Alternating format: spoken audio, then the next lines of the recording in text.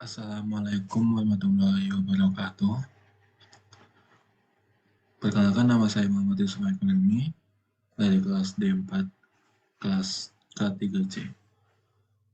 Nah, di sini saya akan mempresentasikan proposal tugas akhir saya yang berjudul Analisis Risiko Keselamatan dan Kesehatan Kerja menggunakan metode Hazard Identification Risk Assessment Risk Control atau biasa disebut IRC pada proses bikin unit.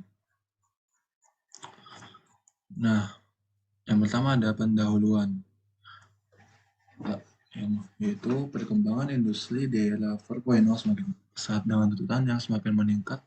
Dunia usaha juga harus siap memenuhi segala kebutuhan konsumen. Pemenuhan kebutuhan tersebut harus diimbangi dengan pekerja yang sehat, alat yang aman, dan tempat kerja yang nyaman. Setiap tempat kerja memiliki risiko cedera. Tingkat risiko kecelakaan bergantung pada jenis industri, teknologi, dan juga upaya pengendalian risiko yang dilakukan dengan memperhatikan keselamatan dan kesehatan kerja. Kecelakaan kerja dapat terjadi karena beberapa faktor, yaitu human error, peralatan atau mesin yang digunakan, dan juga lingkungan kerja. Kecelakaan kerja dapat mengakibatkan kematian, kerugian material, gangguan produksi, kerusakan lingkungan, dan hilangnya produktivitas perusahaan. Nah, perusahaan pupuk memiliki peran penting dalam kehidupan pangan di suatu negara. PT Pupuk merupakan salah satu industri yang berada di daerah Bontang, Kalimantan Timur yang berfokus bidang produksi pupuk. Salah satu hasil yang diproduksi dari perusahaan ini adalah pupuk urea. Pada proses pembuatan pupuk urea ini terdapat salah satu kegiatan, yaitu bikin unit. Proses produksi ini dilakukan dengan mesin dan peralatan tertentu yang membutuhkan keterampilan dan pengawasan khusus, sehingga pekerja harus berhati-hati dalam bekerja. Dapat banyak faktor yang memicu terjadinya kecelakaan kerja, seperti cara kerja yang salah, lingkungan kerja yang tidak aman, peralatan kerja yang tidak aman, alat pelindung diri yang kurang memadai, dan berbagai faktor lainnya. Menurut data kecelakaan pada tahun 2013, terdapat beberapa kecelakaan pada proses bikin unit. Kurang lebih ada 34% para pekerja terkena kecelakaan kerja, yaitu tangan yang terhimpit dan iritasi pada mata dikarenakan pada proses baking unit adalah proses air sebelum pupuk urea tersebut didistribusikan. Maka diperlukan ketelitian dan keterampilan pada bidang ini. Oleh karena itu, metode Hazard Identification Assessment dan Risk Control atau biasa disebut IRC bisa digunakan pada proses baking unit.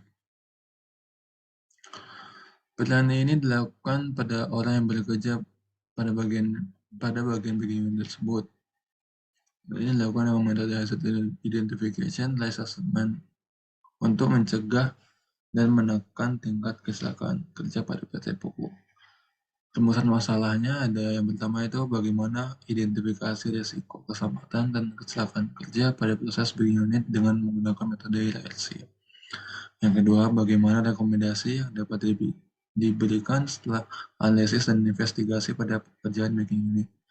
Tujuannya, yang pertama ada mengidentifikasi risiko keselamatan dan kesehatan kerja pada proses baking unit dengan menggunakan metode IRC. Yang kedua, mampu memberikan rekomendasi setelah analisis dan investasi pada pekerjaan unit. Selanjutnya ada manfaat. Yang pertama ada manfaat bagi peneliti. Dapat mengaplikasikan teknik analisis dan investigasi kecelakaan menggunakan metode IRC. Mendapat penerapan ilmu tentang IRC pada dunia keselamatan kerja. Selanjutnya ada bagi perusahaan, dapat mempermudah anggota P2K3 dalam memperbaiki SMK3 dan mengawasi saat pemeriksaan inspeksi. Batasan masalahnya, yang pertama, penelitian ini hanya menggunakan metode IRC. Hasil dari penelitian ini berupa rekomendasi dari kecelakaan dan analisa. Selanjutnya ada tinjauan pustaka. Yang pertama ada kesehatan dan keselamatan kerja. Keselamatan kerja adalah keselamatan yang berkaitan dengan mesin, pesawat, alat kerja, bahan, dan proses pengolahan landasan tempat kerja dan lingkungannya serta cara melakukan pekerjaan.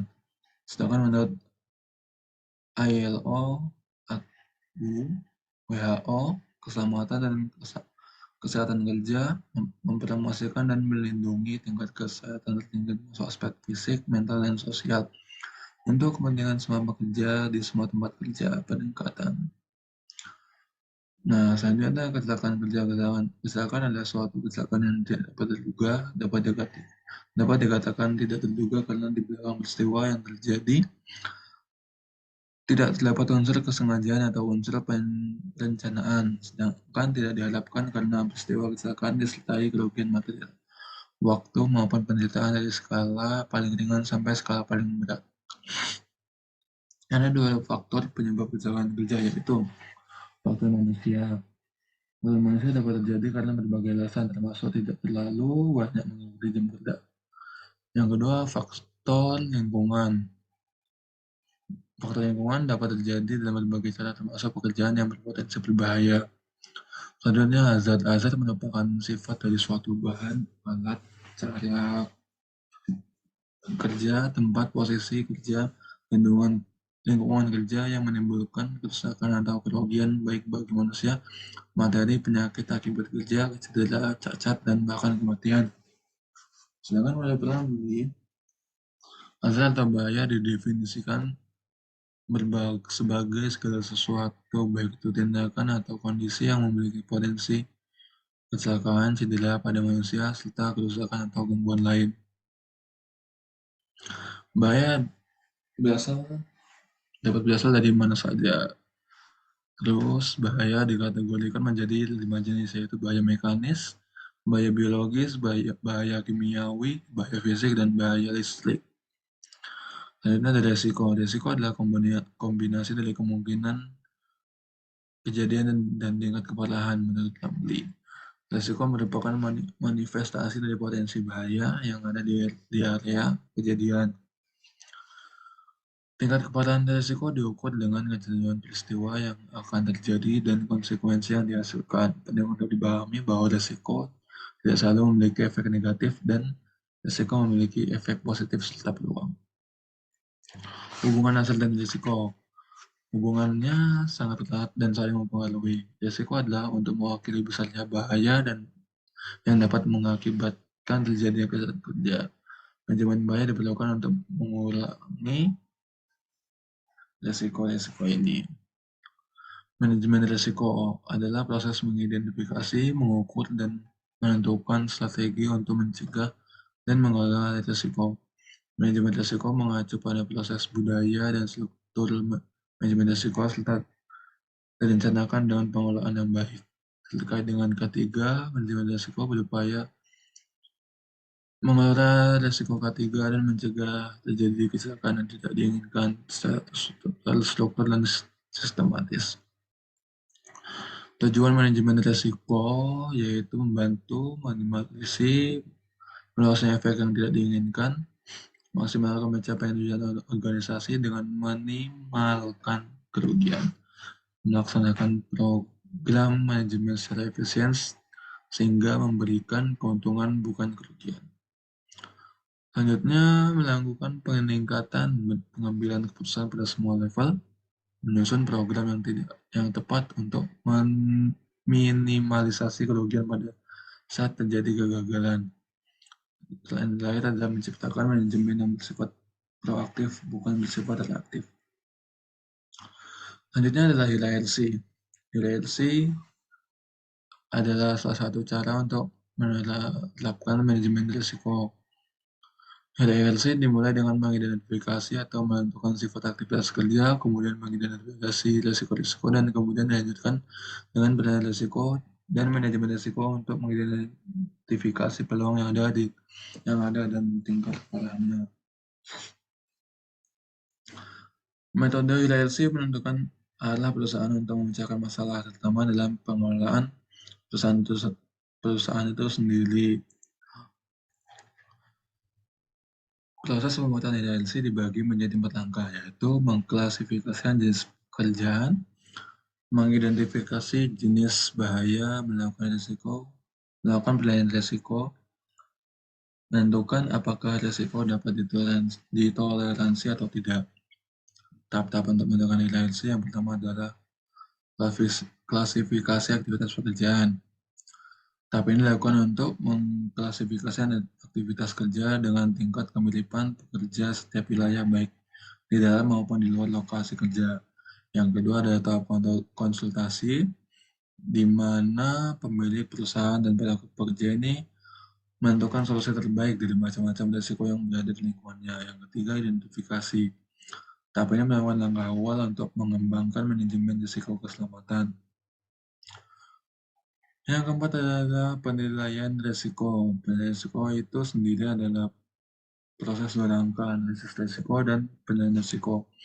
Analisis bahaya dilakukan untuk menentukan besarnya suatu bahaya yang merupakan kombinasi dari kemungkinan terjadinya suatu bahaya dan tingkat keparahan pada saat bahaya tersebut. Dan sejauh mana suatu kecelakaan dapat terjadi berdasarkan keselamatan kerja Malaysia standar kesehatan. Severity atau probabilitas dapat berkisar dari risiko yang jarang terjadi hingga risiko yang dapat terjadi kemana saja. Probabilitas dan tingkat keparahan tercantum dalam tabel di bawah ini. Nah, rating yang kelima itu biasanya sering terjadi, dan yang satu itu hampir tidak mungkin terjadi.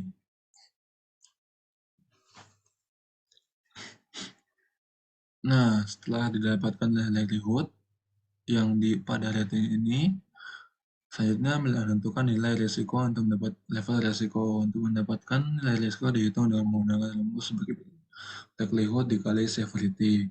Kemudian dapat dimasukkan Lies matrix untuk mengetahui seberapa parah tingkat bahaya tersebut.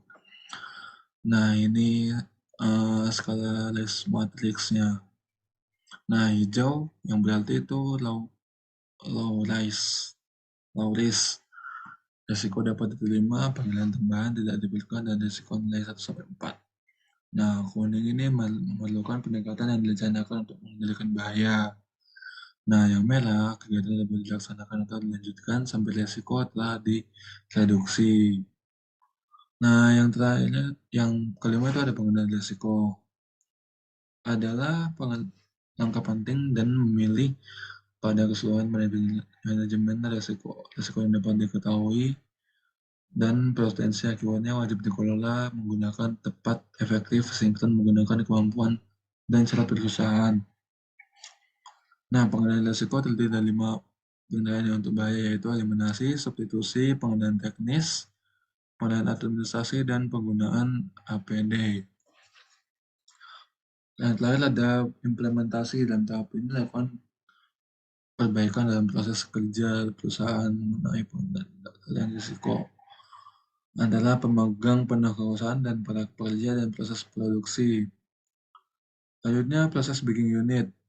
Pada proses ini dilakukan 3 pembagian, yaitu bulk handling system, yaitu suatu alat transfer untuk wilayah curah yang akan dikirimkan dari pabrik Korea ke unit pengantongan untuk dikemas dengan kaleng plastik dan kemudian dijahit. Selanjutnya bagging system merupakan peralatan yang bertugas untuk mengemas butiran wilayah curah dalam kaleng dengan berat kurang lebih 50 kg secara otomatis. Yang ketiga ada bag handling system, merupakan suatu alat untuk mengirim urea yang telah dikemas dalam kemasan baru yang disimpan di dalam truk atau disimpan di dalam gudang persediaan melalui conveyor. Nah, bab ketiga, metode penelitian. Masalah-masalah terkandung dalam penelitian ini membutuhkan kerangka terstruktur dan sistematis yang diciptakan oleh metode investigasi. Metode penelitian ini merupakan suatu proses yang terdiri dari serangkaian langkah dengan menyusun kerangka berpikir yang sistematis. Tahapan penelitian ini adalah sebagai berikut. Yang pertama, identifikasi awal. Nah, selanjutnya itu di identifikasi awal tuh ada identifikasi masalah dan masalah-masalah. Selanjutnya ada tinjauan pustaka yang dalamnya ada studi literatur. Nah, studi literatur ini digunakan untuk menggali informasi yang berhubungan dengan sistem manajemen, keselamatan, dan kesehatan kerja, serta identification, task assessment, dan risk control untuk menjadi landasan teori dalam pendidikan ini. Selanjutnya ada studi lapangan, merupakan tahapan yang digunakan untuk mengetahui kondisi suatu objek yang akan dilakukan penelitian. Selanjutnya ada variabel penelitian. Yang terdapat itu ada variabel kualitatif, diambil dengan teknik wawancara, observasi, brainstorming, dan pengisian kuesioner dengan beberapa responden yang berhubungan pada proses bagging unit. Nah, untuk mendapatkan variabel-variabel seperti jenis bahaya dan pengendalian risiko, variabel kuantitatif diambil menurut data yang ada di perusahaan yang berhubungan dengan penelitian serta hasil kuesioner yang didapatkan dari tahap penelitian risiko. Selanjutnya ada pengumpulan data. Di dalam pengumpulan data ini ada pengumpulan data primer dan sekunder. Nah, pengambilan data primer ini dengan menyebarkan kuesioner pertama untuk menilai likelihood dan severity pada risiko yang sudah diidentifikasi. Selanjutnya ada penyebaran risiko kuesioner kedua untuk memberikan rekomendasi pengendalian risiko. Nah, kalau sekunder ini diperoleh dari perusahaan di mana peneliti tidak melakukan pengambilan data secara langsung. Kemudian ada tahap pengolahan dan analisis data. Analisis RLC, melakukan penilaian likelihood atau tingkat kejadian terhadap bahaya yang telah teridentifikasi. Skala likelihood didapatkan berdasarkan hasil survei yang sudah dilakukan dengan kepala bagian mengacu pada standar Departemen Occupational Safety and Health. Selanjutnya ada melakukan penilaian severity. Selanjutnya ada menghitung nilai risiko, membuat peta risiko, menganalisis risiko dan menentukan prioritas risiko berdasarkan tingkat level risiko yang kemudian akan dijadikan acuan rekomendasi. Selanjutnya ada kesimpulan dan saran. Habis itu diagram alur penelitian. Pertama mulai, selanjutnya identifikasi awal, terdapat identifikasi masalah dan masalah. Selanjutnya melakukan tinjauan pustaka, terus studi literatur, risk management, dan studi lapangan. Selanjutnya mengumpulkan data, selanjutnya pengolahan data, analisis data, kesimpulan dan saran, dan selesai. Nah, selanjutnya ada bab 4.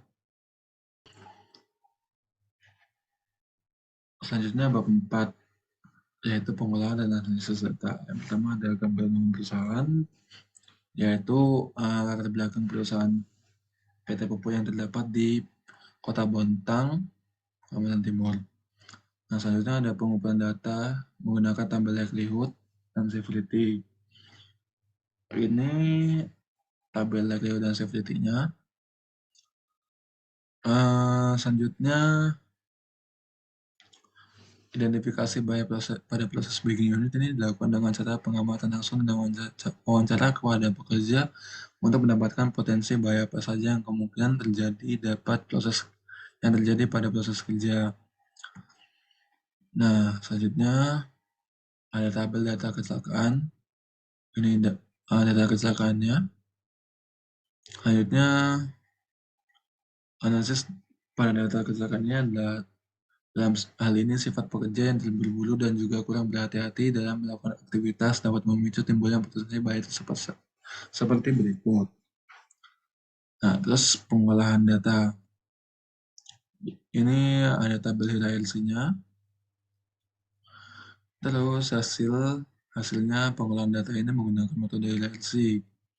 Hierarki merupakan serangkaian proses untuk mengidentifikasi bahaya yang dapat terjadi dalam aktivitas rutin ataupun non-rutin di perusahaan, kemudian melakukan penilaian risiko dari bahaya tersebut lalu membuat program pengendalian bahaya tersebut agar dapat diminimalisir tingkat risikonya ke yang lebih rendah dengan tujuan mencegah terjadi kecelakaan. Dari hasil penilaian risiko yang dilakukan tadi memungkinkan perusahaan untuk menerapkan pengendalian risiko tersebut. dengan cara hierarki pengendalian. Nah, rekomendasinya ini dengan metode rekomendasi pengendaliannya dilakukan sebagai berikut. Yang pertama, eliminasi.